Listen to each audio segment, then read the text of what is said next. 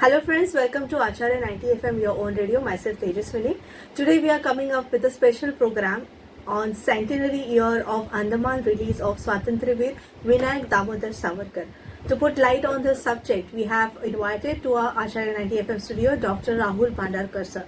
Dr. Rahul, welcome to Acharya 90 FM studio, and would like to listen your views about this topic that is centenary year of Andaman release of Swatantraveer Vinayak Damodar Savarkar. Namaste, hello viewers. I first of all thank Acharya 90 FM, its management team, RJ Tejaswini, RJ Komal, and all the team who have been putting their efforts in getting this program. Let us get directly to the topic. This is the centenary year of Andaman release of Vinayak Damodar Savarkar. We fondly call him Swatantraveer. There is a reason behind all these things. 6th of January 2024 will be the 100th year. Vinayak Damodar Savarkar is the only revolutionary who has been sentenced to 2 life imprisonments. That is, 1 life imprisonment in the world of law is of 25 years. He was the first among the revolutionary who has been sentenced to 50 years of rigorous imprisonment. This was sentenced by the Mumbai High Court then Justice Chandavarkar. Now, let's just understand first what's the background of all these things. As you all know, from a very young age, Vinayak Damodar Savarkar, at the age of 14, had took a vow in front of his family goddesses, that is the Ashtabhuja goddess, that whatever it takes to make this country free from the shackles of colonial rule, that is primarily the Brits, I will do it, and if by doing so I die, I will be happy to die for it. And in order to bring this into execution, he at a very young age started a secret society called as Abhinav Bharat. Coincidentally, today when we are recording this program, that is 1st of January, this happens to be the foundation day of Abhinav Bharat. So on 1st January 1900, Abhinav Bharat was formed in Nasik. Now many will say, why Nasik? So Vinayak Damodar Savarkar was primarily his childhood was in a place called Bhagur, which is near Nasik. But that time the plague pandemic was there. So he and his family has to shift to Nasik. So while he was in Nasik, he got in touch with lot of other young people who had a similar thought for bringing freedom to their motherland. And one was Mr. Page, another was Mr. Masankar. So they were elder to him in his age, but then too they found leadership qualities in Vinayak, and that's how they got attached to him, and they started the foundation Abhinav Bharat. First it was known as Mitra Mela, that is a conglomeration of all the friends together, and then the so-called was transformed into Abhinav Bharat. Now this draws a lot of correction from what we have from the revolutionaries in Bengal, primarily in Bengal, the Anushilan Samiti.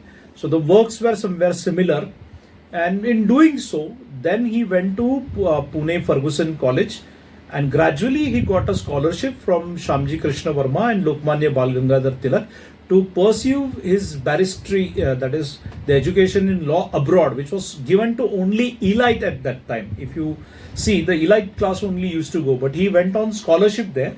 And from 1905 to 1910, he was in London.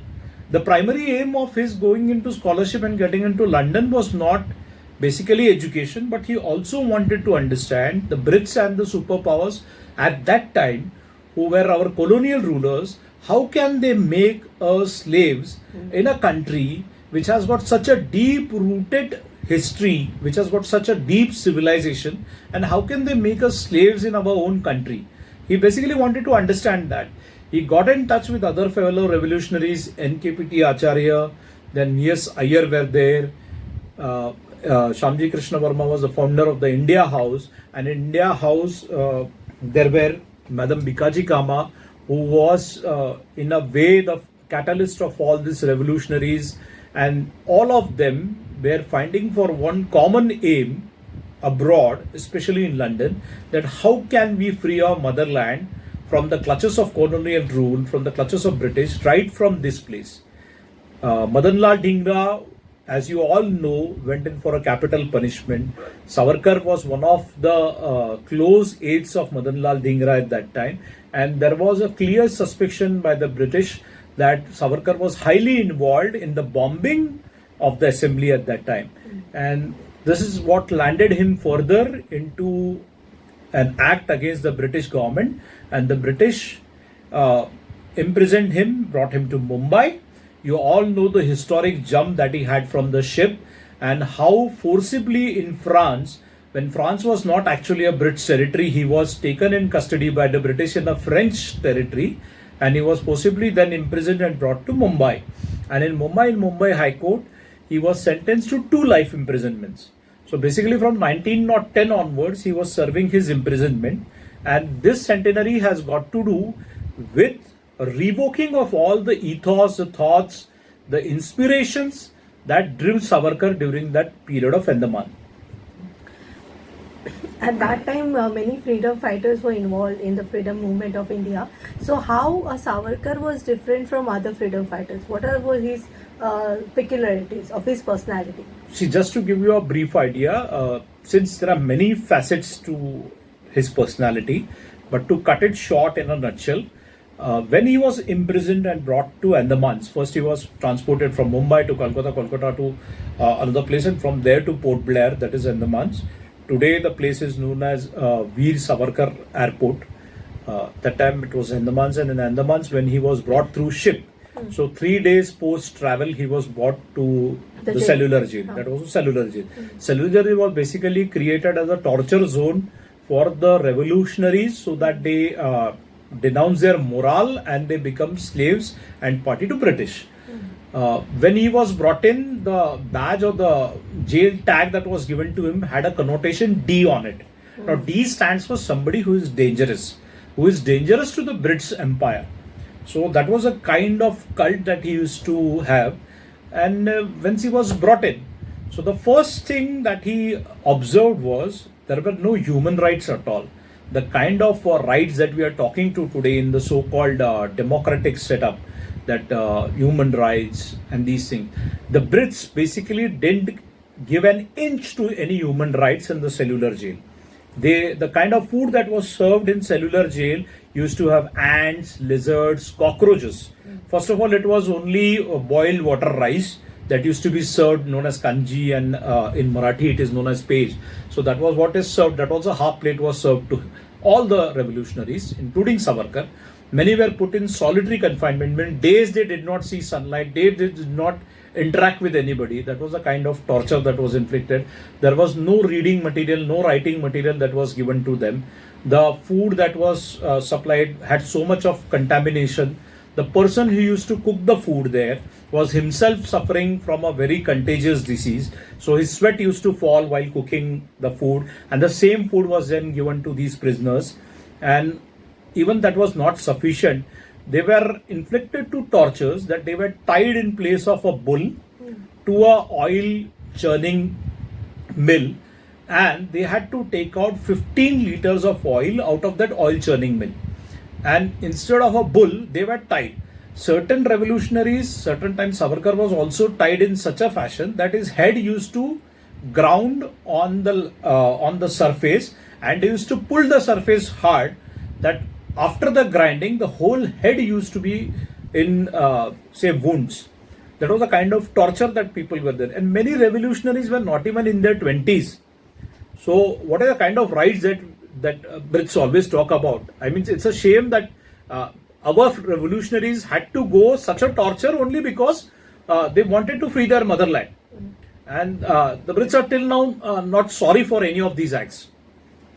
Even if we take about the Jallianwala Bagh massacre, they hardly feel half-hearted sorry for what has happened. They never apologize for any of the moments. That's what's the documented is. So Andaman release on 6th January is not just a remembrance to Vinayak Damodar Savarkar, but a remembrance to all those revolutionaries, because he was the forefront leader in the Andamans. So that's why it is something to commemorate, something to I would say celebration is not the right word, something that should go down in the pages of history, something that goes into our civilization for next 100 years, that this is what values our freedom fighters stood for, this is the sacrifices that they have made, and this is what we need to make out for the next 100 years. That's what the clear line of action is now. Yeah. In our discussion, you mentioned about his elder brother, that is Ganesh Savarkar. So, how was his bonding? How was his bonding with Savarkar? And he was also imprisoned too in that cellular jail. Family, how they suffered during the freedom fight movement? To directly come down to the point, all the three brothers, whether it was Ganesh Damodar Savarkar, the elder brother, whom he was fondly called as Baba Rao. Mm-hmm. He was a Sanskrit Pandit. He was, and in himself, he used to read a lot of Ayurvedic literature.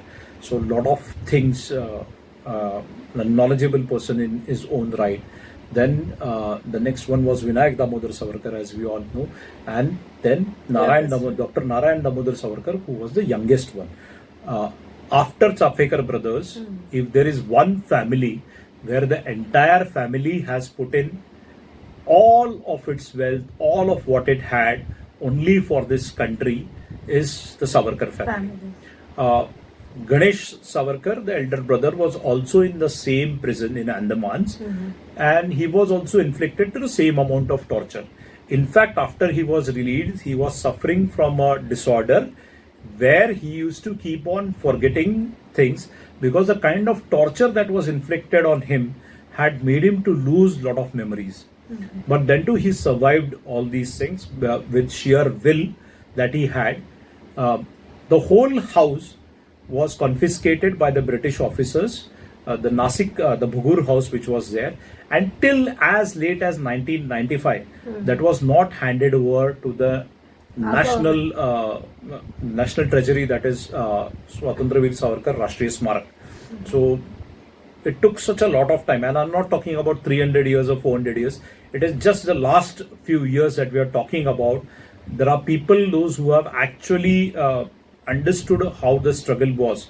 Their utensils which were there in the house were also auctioned by the Britishers, and in heavy rains, all the three women of the house, all the three women, including Yamuna Mai, including Savarkar's wife, all were thrown out of the house in heavy rain, and they were literally on the streets. There was nobody to support them. So this is a kind of punishment that the British gave to this family, just for because they found that this revolutionary brothers can bring the British to their toes, and that's why we need to stop them. In Andamans, going back to Andamans, they were not even proper loos, or they were not allowed to do their nature's course. To cite an incident, as I said, the food was such bad that it used to give diarrhea to the people who used to consume it. So there were a lot of times once they were sent inside the cell, they required a nature's call, and they were not allowed. So they had to urinate, they had to do their nature's course there itself, sleep there itself, sometimes have food also there. So this is a kind of torture that they were going through. But still, none of them lost hope. None of them succumbed to the tortures of the evil. There was a jailer called as Barry. He was an Irishman, and he was given a mission that to break down these revolutions, break down their moral levels. To cite an incident, I would like to take you in this situation also. The cell was in such a shape. Today also, if you visit Andamans and go inside that cell, nobody can even sit for a single day, entire day. Within say hour, within say 2 hours, within 3 hours, maximum is 3 hours a person can sit, if he has that kind of a will. Nobody can sit there. Our honorable Prime Minister went there for 10 minutes. He said that we should visit spiritual places, spiritual temples. But if at all there is an epitome of temple of these revolutionaries, it is Andamans. And as a nationalist, everyone should at least pay one visit to these Andamans. So that's a kind of respect that this place has, and that's a kind of attachment. Savarkar saw to it that many people in the jail were highly illiterate. they had come from different parts of the country, many were revolutionaries. Savarkar made a point that all of them should understand reading and writing. And this challenge was very big. When we talk about this challenge, this is a very big challenge because hardly once in 15 days the same prisoner used to meet in a assembly when they used to get for a bath, and next visit used to happen 15 days post it. So he had made a chart, mental chart, because nothing was allowed to be returned. So he had made a mental chart. Okay, I am meeting such person on this date. Next I am going to meet him. What I am going to teach him, what I should make convey with him, and that's how he made the entire prison, majority of the prison literate. They used to fondly call him Bade Babu because he had learned from he was a law pass out. So They used to respect him. Yeah, respect him. So Bade Babu was the term used. So that's the kind of respect he had. And then he made a point that many people had got converted to a different faith because British used to lure the prisoners saying that you get converted and you the sentence will be reduced. So he made it a point to bring them back to the main fold. Within the four doors of prison, he made it a point that he used to bring them back to the main fold of Hinduism. And it is in this prison he wrote the first English authenticated document on Hinduism. The Essentials of Hinduism is a book written by him in Andaman jails. The audience needs to understand this, the listeners needs to understand this. This was the first kind of English documentation written on Hinduism, and it defines who stands as a Hindu. Like if we take today's Hindutva stand and if we take the stand that was there of Savarkar's stand on Hindutva, it is essentially in this book that anybody who calls this land as his motherland, he might be born in a different faith, different caste, creed, culture, language, but anybody who is born in any faith, but he respects this land as his own motherland and he calls it his Pitra Bhumi or Punya Bhumi in that shorts, and he is a person, in the other words, Hindu. So I might be born in a different faith, but I respect this land, that this is my motherland, Bharat, and here is the place where all my ancestors have lived, and that's why I'm paying a homage to them here. So this is in any way my land, so I am a Hindu by default. So that was his definition of Hindutva, which he wrote in the Essentials of Hindutva when he was in Andamans. Yeah. And you mentioned about his book. I would like to know about more of his literature because there are many volumes of various books. So could you tell us what are the different types of books he has written? The literature is voluminous. The word is voluminous because more than 60,000 pages of literature is entirely documented by Vinayak Savarkar himself. So I found no other revolutionary even close who has undergone such a rigorous imprisonment of 10 years and who has come out. After that also he was under house arrest in Ratnagiri and he was actually freed somewhere around 1937. So these many years, his life, 27 years of his youth were in imprisonment, and still he had such a beautiful mark on the literature diaspora. That is 60,000 pages of literature, and that literature is sprung across all the levels. See, he wrote a gigantic poem called as Kamala. Now, the story behind Kamala is when he was in Andaman prison, there was no material which was made available to read and write. Yeah. So, out of the coconut shellings that he used to make, he created a small writing pen, and through that black chip, he used to write on the wall. Now, every time he used to write a few lines of that poem, as I said, Bari was given a special task to monitor him. So, he used to always come and whitewash it next day.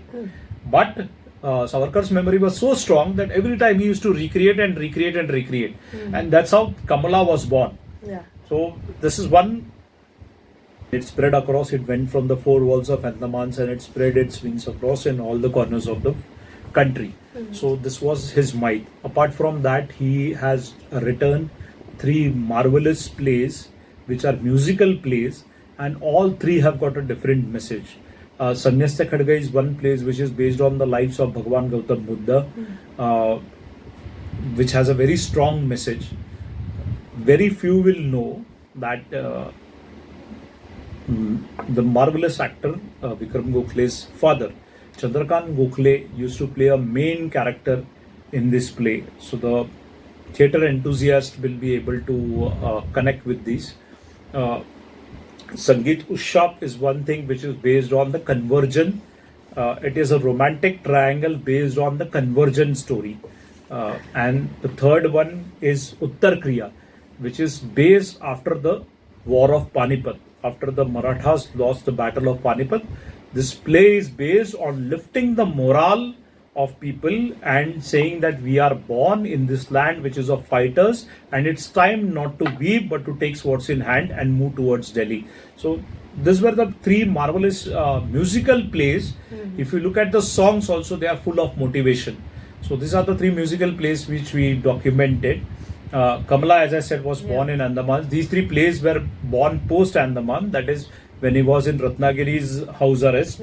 These plays were written as he was debarred from taking any political meetings or messages. So he adopted the social reformation message, and this is how he took the matter forward. Finally, the road leads to freedom. So this is how he saw it.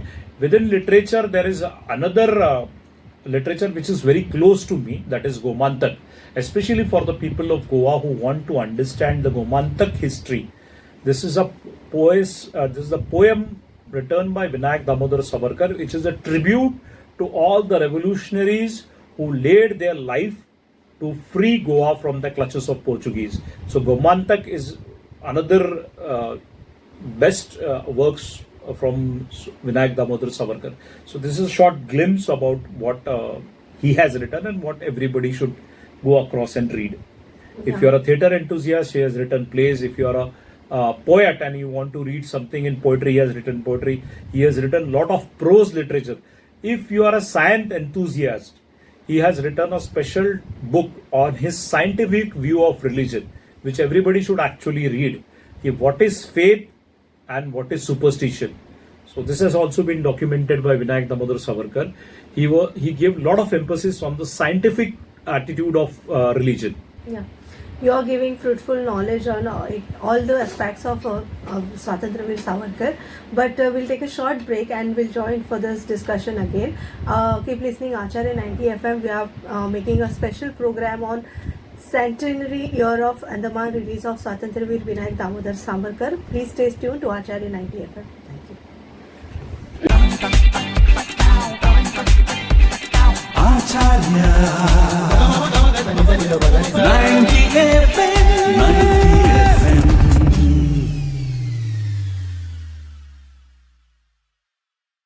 After the short break, you are listening to Acharya 90 FM, and we are having a special podcast on Centenary year of Andaman release of Swatantraveer Vinayak Damodar Savarkar. Dr. Rahul sir, I would like to know his journey, Savarkar's journey, first of all in London, then in Ratnagiri, Andaman, then in Ratnagiri, and then in Bagur. So how was the sequence? See, his childhood was majorly in Bagur, and then youth age he was some part in Nasik, as I said, the formation of Abhinav Bharat, and from there to Pune, where he went to study in Ferguson College. So there is a hostel room which is still dedicated to Vinayak Savarkar. So when we are celebrating this centenary, there is a march which has been organized in Ferguson College by the Savarkar fans or the Savarkar followers, and it's there to commemorate this day. Let me give you a short idea about what each place has got association with. We important. Normally, the people who are in Maharashtra will know that there is a journey of spiritual connectivity called as Ashtavinayak, where the 8 Vinayaks, the 8 different places of worship of Lord Vinayaka is there. And if you are a devotee of Lord Vinayaka, once in your lifetime you should be able to do this journey. Many are there who do 11, 12 journeys and all. So on similar grounds, this is a Vinayak Darshan. So from Bagur, it started from Bagur, then Nasik, then Pune, then London, post London, Andaman, from Andaman to Ratnagiri, and Ratnagiri to Mumbai. So this has been the journey life cycle of Vinayak Damodar Savarkar. But it is not just limited to places. Every place that Vinayak Savarkar has touched. He has touched upon the living, he has touched upon the mindset of what next 100 years would be for India. Like his views on militarization. Today we see the Bhosla military school, which is there in Nasik. The foundation ideology has been of Vinayak Savarkar, because he was the person who had advocated that more and more youth, or in precise to be Hindu youth, should join the Indian army. And why should they join? Why should they get into military? Because once you pick up arms, ammunitions in a disciplined manner, to quote unquote, in a disciplined manner, you know who are your friends, foes, and when you should lift the bullet and when you should trigger it. This is what his ideology is. And that's how your youth energy is diverted to a very right path. So he was very strong on militarization. Many people might have seen a movie called Sam Bahadur. So there is a very quick reference point that I would like to give. When Field Marshal Sam Manekshaw himself had come for the inauguration of statue of Swatantra Veer Savarkar in Pune, he had said that if today, during the Indochina war, if Savarkar was present, we would have not come back from Lahore. These are his words. And we would have captured whatever was there and whatever was ours. So, in short, I am trying to give, these are not the exact words. The exact words are a bit different. You can refer to this document. But these are the words. This shows the kind of military vision that Savarkar had. Coming back to the point, when in Ratnagiri he was under house arrest. So the British freed him from Andaman on 6 January only on the conditions that he would not participate in any political discourse, in active politics, and stay away from active politics. Okay.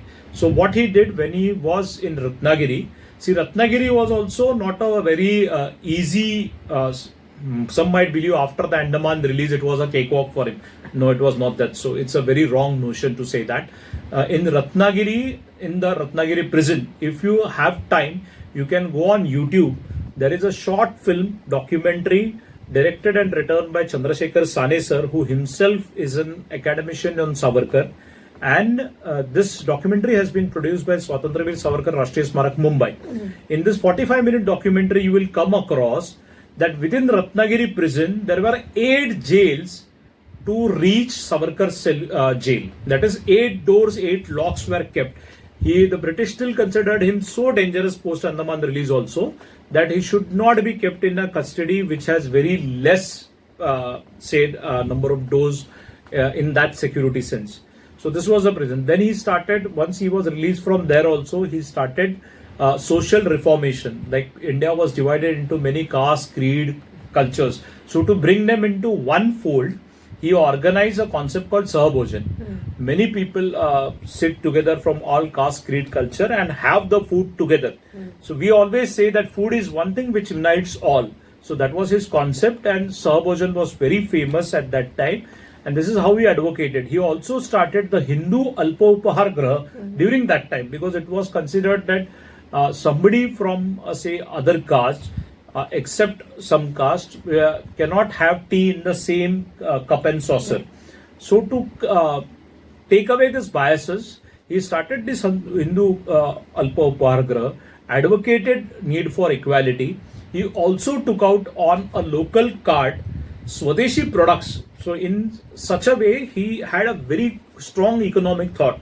Today we talk of Atmanirbhar Bharat, but the actual father of Atmanirbhar Bharat, I would say, if there is somebody, it's Vinayak Savarkar, because he took all those handmade products on the cart in Ratnagiri and he used to himself go and sell it to set an example. The word that he used to use for other caste is Purvasprusha, means somebody who was untouchable in his earlier age but is not today. So that is the kind of difference. There is an entire set of words, vocabulary in Marathi, which Savarkar has gifted to the Marathi literature, which none should forget. He was the person after Chhatrapati Shivaji Maharaj and Dharmavir Sambhaji Maharaj. He was the person who brought reformation of the Marathi language, and he gave a new set of words to the new thinking in Marathi literature. Like to cite an example, Chitrapat is a word for cinema which is given by him. Director. Didarshan is a word which is given by him for director. Kala Didarshak is the word given for art director, and Chaya Chitrakar is the word given for cinematography. So this is one nutshell I would like to say of literature which he has given across. Yeah. Now I would like to ask you about the Har Ghar Savarkar Samiti. They have planned a program. Actually, they are organizing 75 programs on depending upon the Swatantraveer Vinayak Damodar Savarkar. Government of Maharashtra is also involved, and even Savarkar Friends Circle is also involved from Pune. So, what are the programs they have arranged throughout the year, and what is happening on the 6th of that is today? Har Ghar Savarkar Samiti was formed during 75th year of India's independence. So this Samiti was formed by Savarkar followers from Pune, and the main aim was to spread the message, ideologies of Swatantraveer Savarkar in every house, not just in Maharashtra but across all the over world, India. wherever there are people who are of this ideology or who have got the guts to understand this ideology, I would to like to say. So then after that there was a conglomeration taken in Thane, a big meeting, meeting was organized in Thane, where all the other societies parties, or other parties or other type of activities around Savarkar's ideology people have been carrying out through different platforms. All of them were brought in, where the Industries Minister of Maharashtra, Uday Samant, was a keynote speaker, and the Honorable Chief Minister of Maharashtra, Eknathji Shinde, had joined the meet through Zoom, and he also addressed the audience. And after that, during Ganesh Utsav, Har Ghar Savarkar Samiti had organized a competition which used to depict the ideology of Savarkar, which used to conduct program based on the ideology of Savarkar. Like Sahabhojan is one concept. Books assimilation is another concept. Then Chhatrapati Shivaji Maharaj first Aarti, which was written by Vinayak Savarkar. So the mandals were encouraged to sing those Aartis in Ganesh Utsav, and they were rewarded. All these mandals, all these 12 mandals were rewarded by Har Ghar Savarkar, who had portrayed all these ideals in by Har Ghar Savarkar Samiti in Pune. So this was done just recently, somewhere in November, and the main aim now is, as I said, Vinayak Savarkar had written plays also. So theatre legendary Anand Panchikar sir is working very closely on bringing those literature forms of theatre written by Vinayak Savarkar again into the main fold theatre. So Andaman, there was a play reading on Andaman. Then there is now being worked out on, say, Sanyasta Khadga and Uttar Kriya, Upshap. These are being reworked out by Anand Panchikar sir and brought to limelight. There have been lot of other activities, such as there have been Kirtans is one of the part of our spiritual culture. So many have been encouraged to do Kirtans on Vinayak Damodar Savarkar. On 6th of January, there is a one-day residential workshop on creation of oratory speakers on the works of Savarkar, because they will require youth to go across and spread. Then to encourage the youth, there has been a reels competition, memes competition, which has been organized on these lines. So this activity has been now going on since the inception. Schools and colleges also. Different schools, colleges. These has been going on, and this is how the work has been spreading. Many youth have joined now, and many have now come to read what actual Savarkar's works were. Thank you so much for joining us on Acharya 90 FM and contributing to this centenary year of Andaman release of Swatantraveer Vinayak Damodar Savarkar special podcast. Thank you, Dr. Rahul Bhandarkar sir, for joining us on Acharya 90 This was very short. If you look at the voluminous life and the kind of rich legacy that Vinayak Savarkar has left, this one episode will be too short for him to pay homage to such a great revolutionary, I think, and I apologize that if I am not able to convey the ideology to all the listeners. We'll try and make sure that in the coming days and coming years, we'll do more and more programs on this content. I'm very thankful to RJ Tejaswini, Acharya 90 FM, the managing board of Acharya 90 FM, including Shailesh Acharya and Subodh Acharya sir, who have been always generous and supporting whenever it comes to Vinayak Savarkar's ideology. They have been providing us this platform to advocate our views. Thanks a lot from all the listeners. I again thank all the listeners for patiently listening to this. Thanks. Thank you.